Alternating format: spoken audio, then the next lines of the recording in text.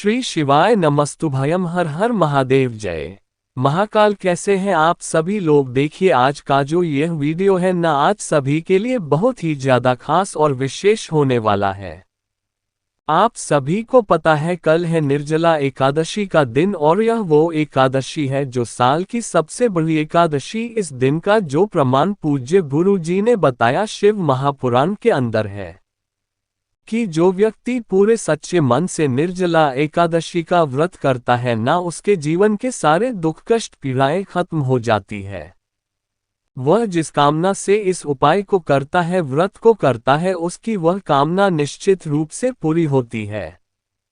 तो पूज्य गुरु जी की कथा से सुनकर के और समझ करके निर्जला एकादशी के दिन करने वाला एक बहुत ही अचूक सा उपाय, निर्जला स्वधा वाला उपाय आप सभी लोगों को करना है। आपकी चाहे कितनी भी बड़ी मनोकामना क्यों ना हो, पूरी जरूर होगी। तो ध्यान से सुनते चले जाना, समझने की कोशिश करना, परंतु उससे पहले आप सबसे एक छोटी सी प्रार्थना की। जो लोग पहली बार आए हैं, चैनल को सब्सक्राइब जरूर कीजिएगा। वीडियो को लाइक करके देव आदिदेव महादेव जी का कोई सा भी प्यारा नाम कमेंट बॉक्स में लिखना मत भूलिए। इस पूरे वीडियो में हम 3 महा उपायों के बारे में बात करेंगे जो कि आपकी अलग अलग कामना पूर्ति के लिए सिद्ध होंगे। ध्यान से सुनते चले जाना, समझने की कोशिश करना। सबसे पहले बात करते हैं पहले वाले उपाय की। पहला वाला जो उपाय है ना, वह किन लोगों को करना है वह ध्यान से सुनिए कि अगर आपके जीवन के दुख खत्म ही नहीं हो रहे हैं, एक के बाद एक कष्ट, एक के बाद एक परेशानी, एक के बाद एक समस्या जीवन में आती ही चली जा रही है, आपको लगता है कोई आपका नहीं है, सब लोग आपको ताने मार रहे हैं, दुख की घड़ी खत्म होने का नाम नहीं ले रही है, दुख के आंसू सूखने का नाम नहीं ले रही है, कोई मनोकामना जो आप मेरे बाबा से कह रहे हो, कामना बाबा तक नहीं पहुंच रही है, तो एक छोटा सा उपाय इस निर्जला एकादशी के दिन कर लीजिएगा। मात्र 1 लोटा जल आपको लेना है, मात्र 1 लोटा जल आपके घर का लेना है। और इसे जब भी आप लो तो कोशिश करना आपके घर में कोई मिट्टी का पात्र अगर मिल जाए तो मिट्टी के पात्र में रखा हुआ जल इस कलश के अंदर ले लीजिएगा, और साथ ही साथ एक दीपक तैयार कर लेना, चाहे आटे का चाहे मिट्टी का, लेकिन इसके अंदर आप लगाना गोल बाती। कौन सी बाती लगाओगे? गोल बाती, और इसके अंदर भरोगे गौ माता का घी। बस ये 2 चीजें लेकर के पहुंच जाना मेरे देव आदिदेव महादेव जी की शरण में शिवलिंग के पास किसी भी समय चले जाना। उत्तर दिशा नॉर्थ डायरेक्शन की तरफ मुख करके खड़े हो जाना। जैसे ही आप इधर की तरफ में खड़े हो जाओगे, जो पूजा पाठ अर्चना जो करना है वह सब कुछ कर लेना। उसके बाद 1 लोटा शुद्ध जल अपने दोनों हाथों में लेकर के मेरे महादेव की शिवलिंग पर एक धारी से धीरे धीरे ओम नमः शिवाय, श्री शिवाय नमस्तुभ्यम का स्मरण करते हुए समर्पित कर देना। समर्पित कर देने के पश्चात सम्मुख में जो नंदी बाबा बैठे हुए हैं, वो नंदी बाबा के पीछे की तरफ खड़े होकर के है ना, 3 ताली बजा करके शिवलिंग को देखते हुए एक शब्द का आपको 3 बार स्मरण करना है। वह है स्वधा। स्वधा स्वध पूज्य गुरु जी ने बताया, स्वधा जो है मैया पार्वती जी की नानी का नाम है, जो पितृलोक में निवास करती है, और जितने भी पितृ आपके होते हैं वह सब के सब उन्हीं के समक्ष में होते हैं। और जो भी व्यक्ति 1 लोटा शुद्ध जल शिवलिंग के ऊपर समर्पित करता है, तो जितना जल इस जलाधारी से बह करके नीचे गिरता है ना, वह पूरा उनके पितरों के खाते में जाता है। पितृ तृप्त हो जाते हैं, खुले हाथों से अपना आशीर्वाद लुटाते हैं, आपके जीवन के सारे कष्टों को खत्म कर देते हैं। पूज्य गुरु जी ने यहाँ तक कहा कि जो भी व्यक्ति शिवलिंग पर जल चढ़ाता है ना, उसको भी पितृ दोष परेशान नहीं करता, और अगर आपके जीवन के कष्ट खत्म नहीं हो रहे हैं तो इसमें कहीं ना कहीं आपके पितृ दोष का भी हाथ होता है। केवल 3 बार 1 लोटा जल चढ़ाकर सदा शब्द का स्मरण करना, और अपनी कामना, अपने कष्टों को दूर करने की कामना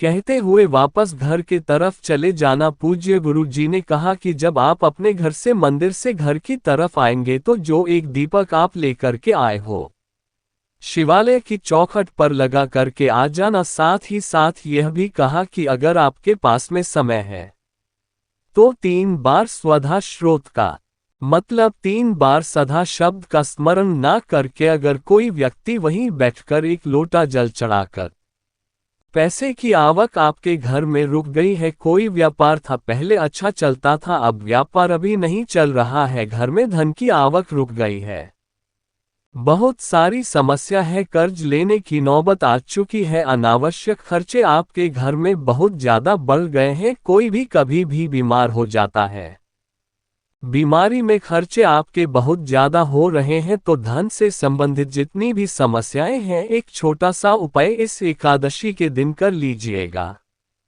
आपको मात्र लेने होंगे चावल। कितने चावल लेने हैं आपको? 1 कटोरी जो छोटी वाली कटोरी होती है ना, वो चावल चाहिए। अब इसमें कोई जरूरी नहीं है कि आप अक्षत ले मतलब पूर्ण चावल के दाने लेकर हो, वो भी आप ले सकते हैं। इसी के साथ आपको लेना होगा मात्र 1 बेलपत्र जो कहीं से भी खंडित ना हो, और साथ ही साथ आपको लेनी होगी दुर्वा। दुर्वा लेने का क्रम जो पूज्य गुरुजी ने बताया, या तो 1 लो या 3 लो या 5 लो या 7 लो या 11 लो, कम से कम 1 दुर्वा आपको ले लेनी है। देसी दुर्वा ठीक है। और कितने गांठों की लेनी है ये से बारे में कुछ नहीं बताया गुरुजी ने, तो आप कितने भी गांठों की ले सकते हो।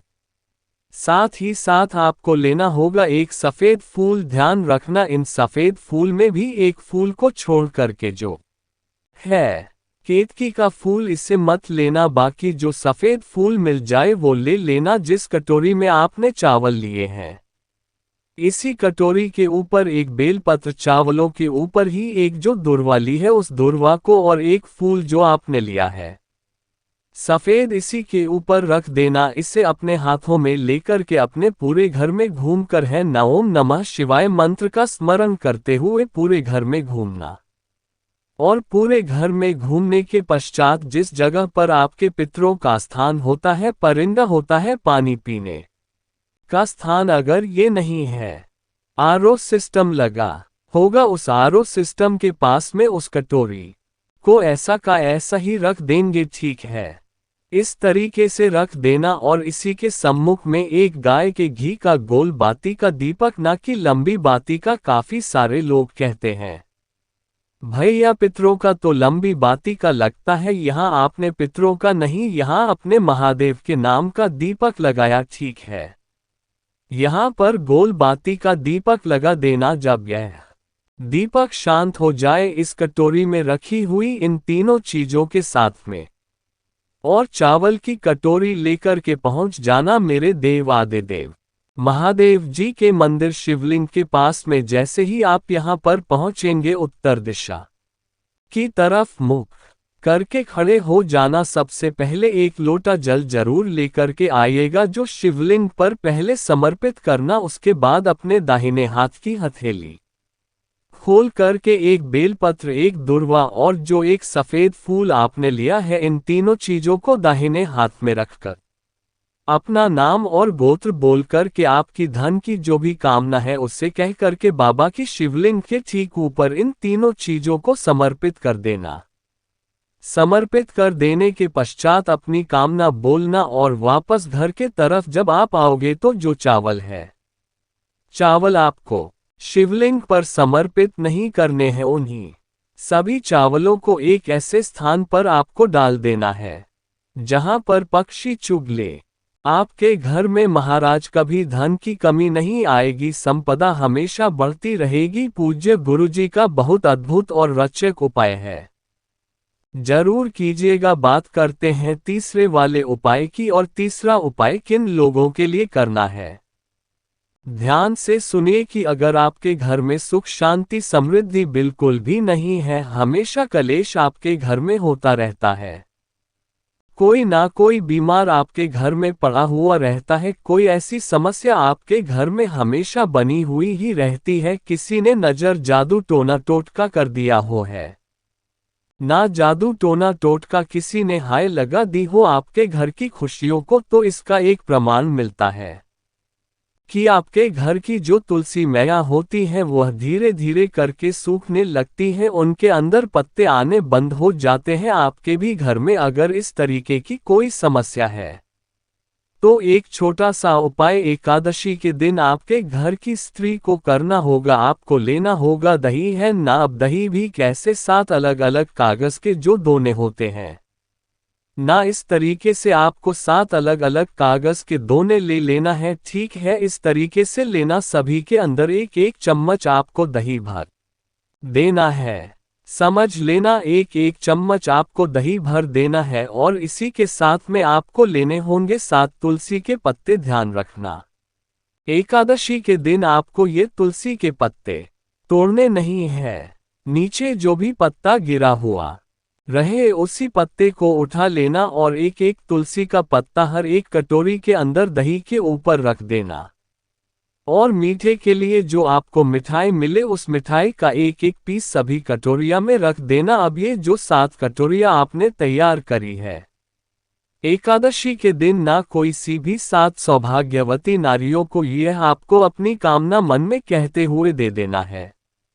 ठीक है, और देने के पश्चात उन्हीं के किसी के एक के घर में से एक तुलसी का पौधा लेकर के अपने घर पर आना, उसे लगा देना। देखिएगा वही वाला तुलसी का पौधा आपका चलने लगेगा। और अगर आपके घर पर किसी ने जादू टोना हाय अभिच कर्म कुछ भी किया हुआ रहेगा, वह सारा आपके घर से स्वतः ही बाहर निकल जाएगा। पूज्य गुरुजी के यह सभी उपाय बहुत ही ज्यादा खास और अद्भुत है, जरूर कीजिएगा। वीडियो पसंद आए तो लाइक जरूर करना, साथ ही साथ चैनल को सब्सक्राइब जरूर कीजिएगा। मैं आपसे मिलता हूं अगली वीडियो में, तब तक के लिए ओम नमः शिवाय, हर हर महादेव, जय महाकाल।